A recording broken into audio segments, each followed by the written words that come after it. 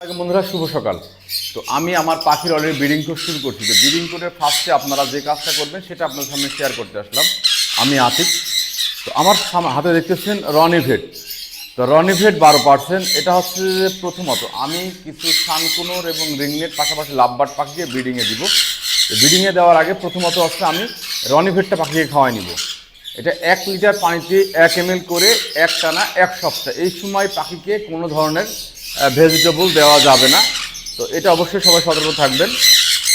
এবং রনিভেটটা আপনি প্রথমত পাখিকে খাওয়া নিতে হবে, না হলে আপনার পাখিতে অনেক সময় ক্যান্সার রোগে আক্রান্ত পাখির বাচ্চাগুলো মারা যায়।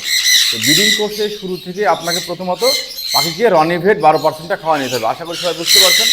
আপনাদের আমাকে ফলো করে থাকেন, আপনারা প্রতিনিয়ত আপডেট ভিডিও পাবেন যে ব্রিডিং কোর্স আসলে কীভাবে শুরু করতে হবে। প্রত্যেক ধাপে ধাপে আপনাদের সামনে তুলে ধরবো এবং লাস্টে আমি A to Z ভিডিওটা ব্রিডিং কোর্সের টোটাল ফর্মুলাটা আমি আপনাদের সামনে শেয়ার করব।